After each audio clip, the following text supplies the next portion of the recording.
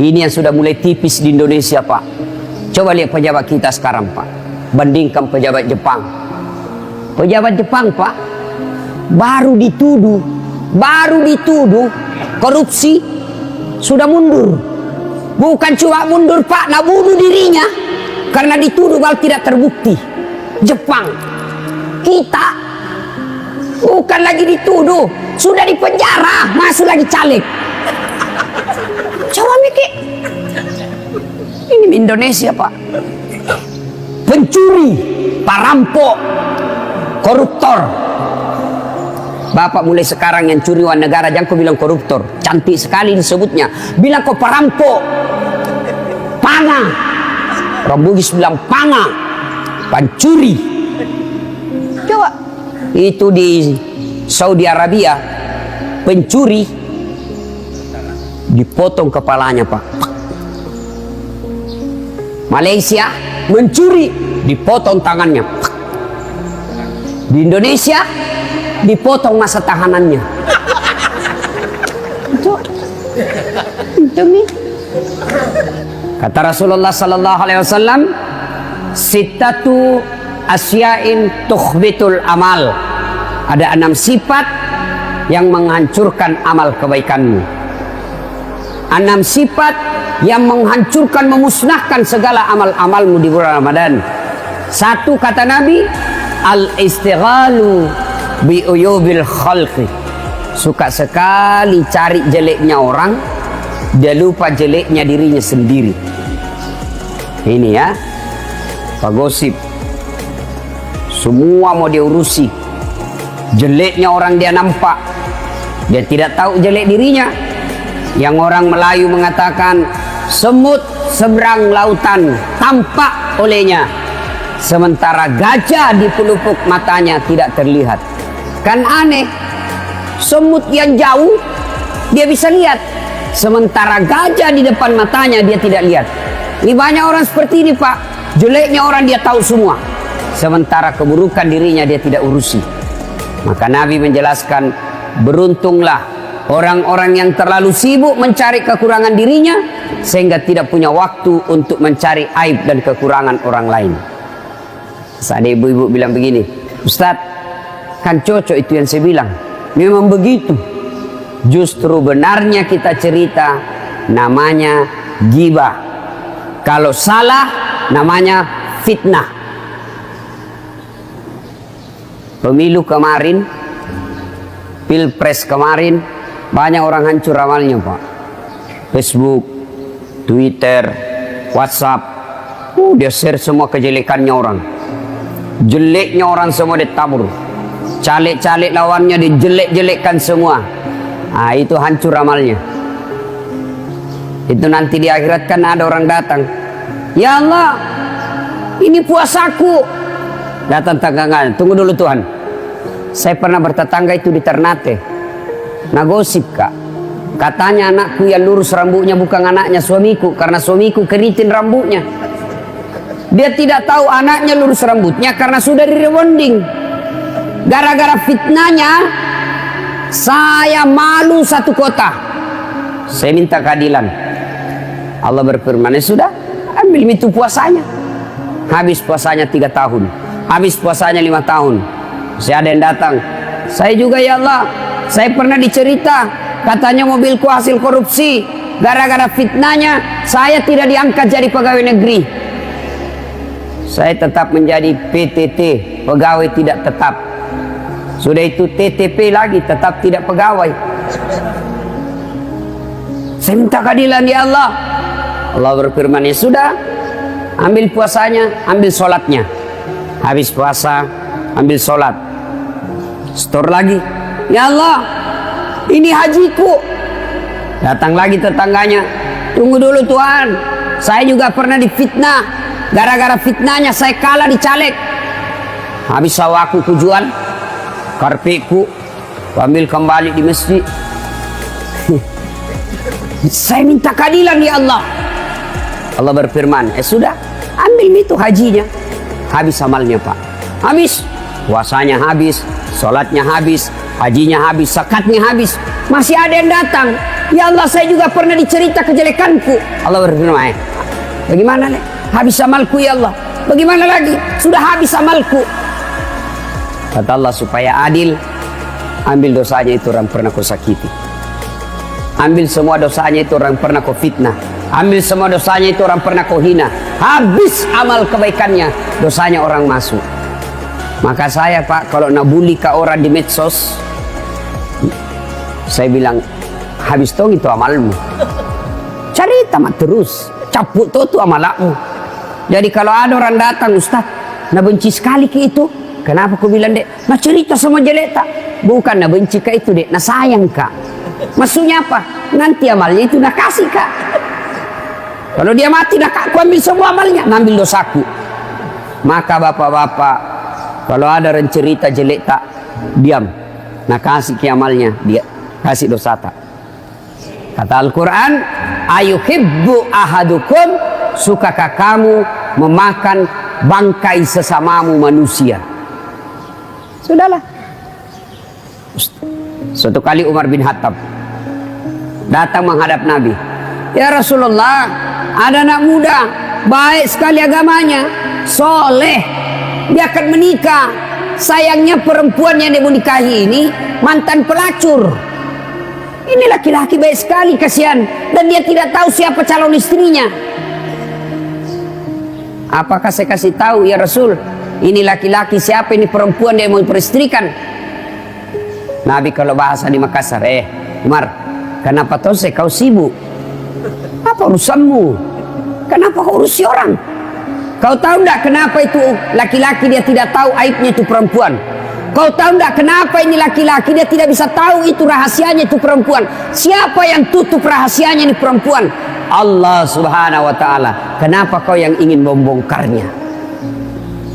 Jadi Ramadan, tinggalkan gosip.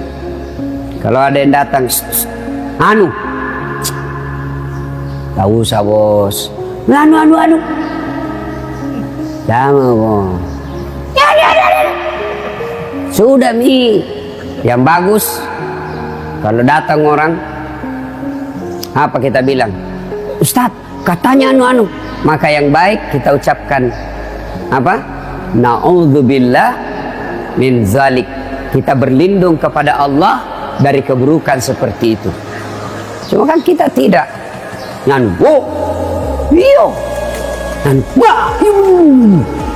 Bisa amalmu bos. Satu, yang menghancurkan amal, suka cerita kejelekan orang. Ada orang yang boleh mencari-cari kejelekan orang. Ada pekerjaan yang malah dituntut mencari-cari kejelekan orang. Siapa? Jaksa, hakim, polisi. Itu cari-cari jeleknya orang. Tujuannya apa? Bukan cari uang. Ada juga itu Pak, aparat. Mana ini pasal ini. Aman. UUD, ujung-ujungnya duit. GBHN, apa itu? KUHP, kasih uang habis perkara. Ada yang begitu. Ini tentu lebih besar lagi dosanya. Bukan menegakkan keadilan, tapi memeras. Kenapa hakim, jaksa, polisi boleh mencari-cari kejelekan orang? Tujuannya apa? Supaya ditahu itu kejahatan, lalu diberitahukan kepada orang lain, supaya dia tidak mengikuti kejahatan itu. Itu tujuannya. Yang kedua, yang menghancurkan amal. Apa itu? Qaswatul qalbi. Apa itu Ustaz? Keras hati, maket doatina, tidak mempan nasihat. Mudah-mudahan yang cepat pulang tadi ini itu bukan keras hati. Pada zaman Nabi itu Pak, kalau ada orang mau ceramah dia pergi, Nabi bilang innal munafikin, itu orang munafik, tidak dengar dakwah. Ada itu yang begitu Pak. Itu pada zaman Nabi, kalau orang mau ceramah, makanya itu teman-teman kita tablik, kalau dia mau dengar, mau baca buku, langsung berkumpul itu, berkumpul semua. Memang begitu pada zaman Nabi. Kita mau ceramah, mana pintu kulompat ini? Lihat dulu. Tahu Al-Quran. Bismillahirrahmanirrahim. Innamal mu'minuna alladzina isa dzukirallah wajilat qulubuhum wa idza tuliyat alaihim ayatuhum sadathum imanan wa ala rabbihim yatawakkalun. Orang beriman itu yang bagus imannya apabila dia dengar nama Allah bergetar hatinya, disebutkan nama Allah bergetar hatinya. Yang kedua, apabila dibacakan ayat Allah bertambah imannya. Ini dibacakan ayat Allah pulang. Itu orang Islam Pak dalam masjid. Orang Islam dalam masjid seperti ikan dalam air.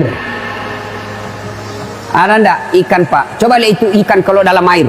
Senang itu Pak, berenang ke sana kemari. Bapak-bapak, ada ikan tidak senang air? Ada?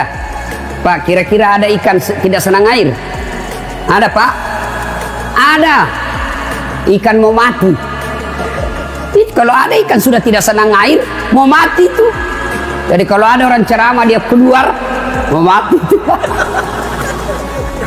Pernah saya selesai ceramah begini, tiba-tiba ada orang tua datang. Kusesa kena, kusisa saya kena. Kenapa Ji? Dari tadi saya mau kencing, saya mau keluar, terpaksa ku tahan. Kalau yang mau kencing silakan Pak.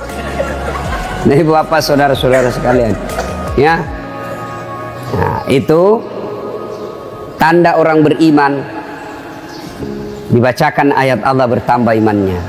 Kalau bapak selesai dengar ceramah senang perasaannya, bapak beriman. Tapi kalau dengar ceramah, selesai dengar ceramah, Nabi bilang, Pak Satpol PP, Pak Fandi, dia mau lagi panggil itu ceramah. Saya tidak suka ceramahnya. Kenapa? Anam dah bahas saya terusnya kena. Ah, masalah kok bos. Itu orang mati hatinya itu Pak. Ya. Bahkan ayat berikutnya Allah jelaskan, orang yang dengar dakwah, kalau dia tidak suka dengar dakwah, ayat berikutnya dijelaskan, mereka lebih hina dari binatang. Coba itu ada dalam Quran kan? Ayo, kau sampaikan ayat Allah atau tidak, kau ceramai atau tidak, kau nasihati atau tidak, kau dakwai atau tidak, sama saja mereka tidak akan beriman. Bahkan ayat berikutnya dijelaskan, khatamallahu, punya hati tapi tidak bisa dia pakai, punya mata tidak bisa melihat, punya telinga tidak mendengar, mereka lebih hina dari binatang. Jadi kalau ada orang Islam Pak sudah tidak tenang kalau dengar ceramah, tidak senang dengar dakwah, mereka lebih hina dari binatang. Tahu binatang Pak? Tahu binatang? Tahu binatang toh? Kambing. Tahu kambing? Binatang. Tahu binatang? Kambing. Tahu kambing? Binatang. Itu kambing, mamaku di kampung sampai sekarang masih jual beli kambing. Itu kambingnya kalau ada nakal, nak ganggu temannya, tak. Langsung Nabi bilang mamaku, tikengi, tangkap, bawa di pasar, jual li. Sampai di pasar tidak ada yang beli. Haji, dega kata beli, tidak ada orang beli, palisui, kasih pulang, potong. Kambing nakal, jual. Tidak ada yang beli, potong, makan sama-sama. Kalau ada di sini, mau diapain? Mau diapa Pak? Hah? Jual. Siapa mau beli bikin repot? Potong. Siapa mau makan? Orang mati jangankan dimakan, dipegang saja jenazahnya itu orang meninggal. Jijik kita pegang muka atas, setelah dipegang dicuci bersih-bersih. Itulah yang Allah jelaskan, mereka lebih hina dari binatang. Jadi kalau ada orang Pak tidak suka dengar ceramah, bembe, kambing yang dua kakinya, nah, itulah dia. Malah nak musuh itu Ustaz nabuli. Saya nabuli juga itu Ustaz Pak. Anak-anak muda nak bully Kak. Nabi ini Ustaz cerita sunnah-sunnah terus, gak pernah memelihara sunnah. Kenapa kau bilang saya tidak pelihara sunnah? Buktinya kau tidak pelihara jenggot. Mau diapa kalau tidak mau tumbuh? Ada juga orang begitu Pak, gara-gara jenggot. Tapi saya bilang tidak apa-apa, malah tuh dosaku itu, kau ambil dosaku. Ya. 3 yang menghancurkan amal. Kita ulang tadi. 1, tukang gosip. 2, keras hati. Apa dia tahu itu, Das? Ilmunya lebih bagus ilmuku. Habis bos amalmu. 3 yang menghancurkan amal. Qillatul haya, makuras siri, tidak ada rasa malunya. Bahkan Rasulullah menjelaskan sebenarnya pakaian orang takwa itu rasa malu. Ini yang sudah mulai tipis di Indonesia, Pak. Coba lihat pejabat kita sekarang, Pak. Bandingkan pejabat Jepang. Pejabat Jepang, Pak, baru dituduh korupsi sudah mundur. Bukan cuma mundur, Pak, nak bunuh dirinya karena dituduh kalau tidak terbukti. Jepang, kita bukan lagi dituduh, sudah dipenjara, masih lagi caleg. Coba mikir, ini Indonesia, Pak. Pencuri, perampok, koruptor. Bapak mulai sekarang yang curi uang negara jangan kau bilang koruptor, cantik sekali disebutnya. Bilang kau perampok, panga. Orang Bugis bilang panga, pencuri. Coba itu di Saudi Arabia, pencuri dipotong kepalanya, Pak. Malaysia, mencuri dipotong tangannya. Di Indonesia dipotong masa tahanannya. Itu nih. Dulu. Malu itu, Pak, orang kalau dibilang mencuri, malu. Sekarang enggak malu, Pak. Dulu. Malu orang pakai plat merah urusan pribadi dulu. Sekarang anaknya pakai pergi kuliah plat merah, kuras siri. Dulu. Itu cewek kalau lewat pakaian mini-mini, apa orang bilang? Kuras siri. Dan sekali malunya itu kelihatan semua pahanya. Dulu. Sekarang, sini, Pak, bapaknya haji, mamanya haji. Pergi pengantin, bapaknya pakai songkok, mamanya pakai jilbab besar. Nah, pegang anaknya di sini.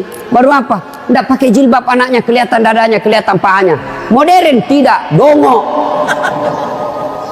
Dulu, kalau ada cewek dibonceng sama cowoknya, dipanggil itu anak, dia cari itu bapaknya. Mana itu adekmu yang cewek? Piko cari siapa yang bonceng, pukul itu yang bonceng, pukul juga itu adekmu, kasih baku pukul. Dulu. Sekarang anaknya cewek tinggal malam minggu di rumah, keluar kok nak, nanti dia bilang korang ndak laku. Orang kalau berhasil puasanya rasa malunya tinggi. Kalau bapak merasa berhasil puasa tapi tidak punya rasa malu, nggak ada itu, Pak. Dan sekarang, Pak, yang namanya budaya malu hilang.